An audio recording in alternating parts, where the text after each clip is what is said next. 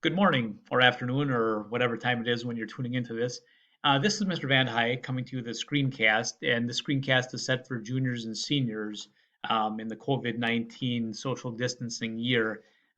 As with everything else, things got a little bit trickier in the aspect of cleaning up your schedules and getting set for next year.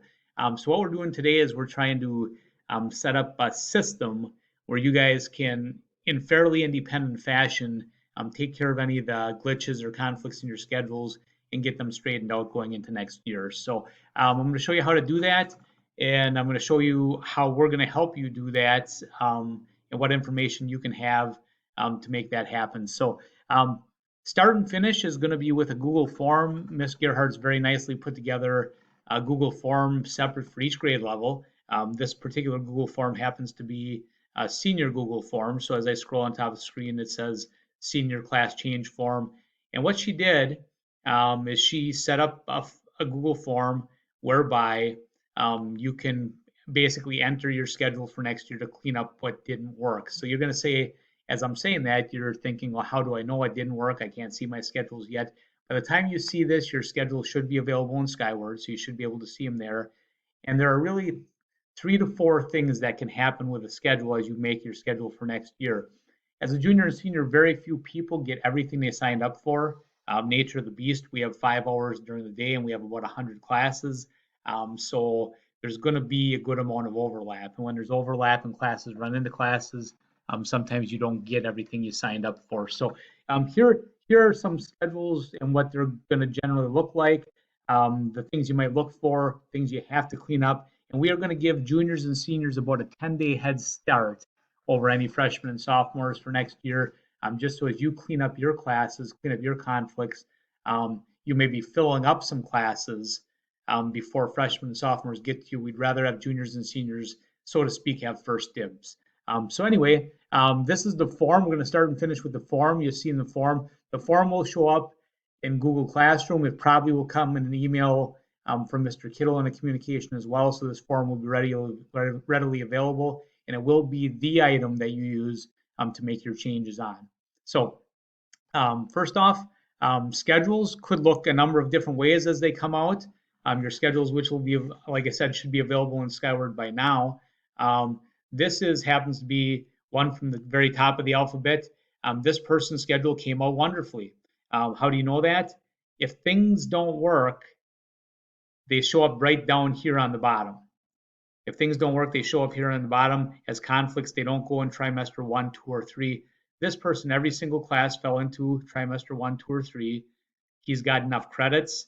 He's got 2 credits the first try, 2.5 the second, 2 credits the third try. You need a minimum of 2 credits every single try for your schedule to work out, and you have to have no conflicts on the bottom. So this person is perfect, no conflicts.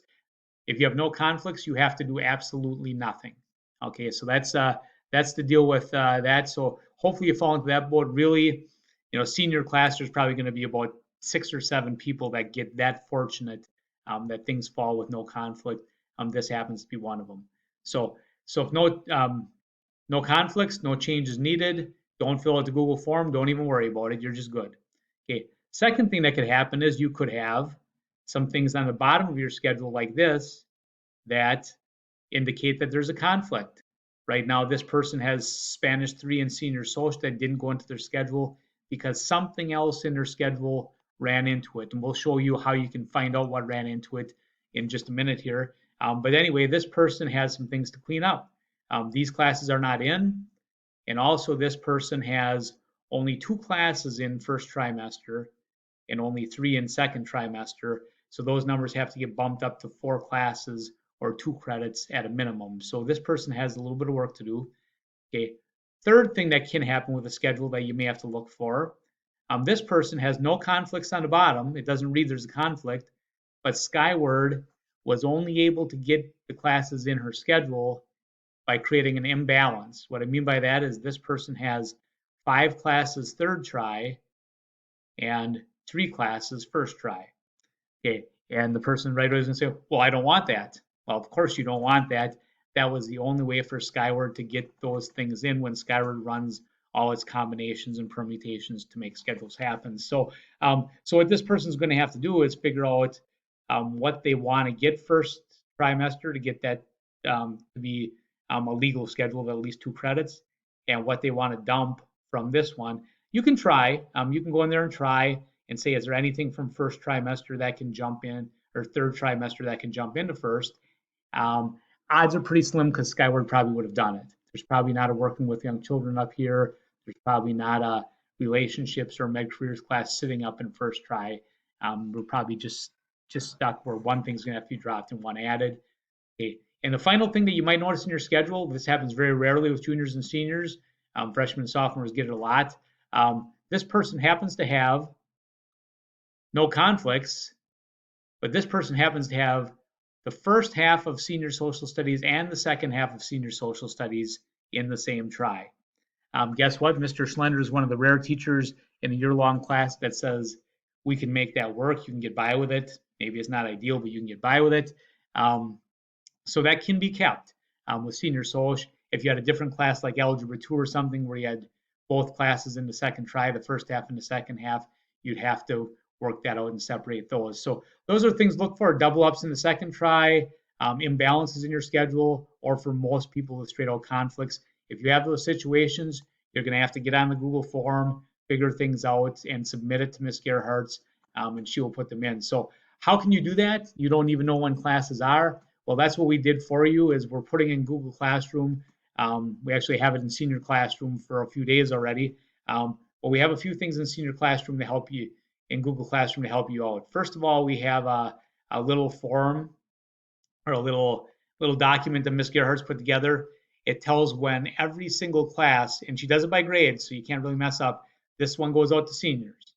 For seniors, these are when all the classes are. If you want an English class, here's what there is first trimester, and here are the hours. Here's second, here's the hours, here's third, here's the hours. So we had the young lady before who had only 2 classes first trimester. If we scoot back to her, the lady with 2 classes, she needs a first, second, and fourth hour class. So when she goes to this chart here, which is in Google Classroom, when she goes to this chart, she can look for all the first hour classes in first try, and all the, I think it was third and fourth hour classes in first try. So if she didn't have it and want to take English 12, she could do that. If she didn't have pre-calc, if she wanted, and it goes all the way down. It covers all the classes, every single area, down to the electives. Okay, I need a first hour class. I don't have a FIED. I can take Lifetime Fitness. That's why we pick it. So when you go on this chart, you're going to have to jot these things down because you're going to be toggling between here and the form. That's one tricky part, is then you're going to have to, maybe even you want to print it out, circle the things that you're going to add to your schedule. So when you go back to the form, you put them in the exact right spots. That might be something that you want to do. Ms. Gerhardt has said we could print out about 20 of these and put them on the tables in the cafeteria.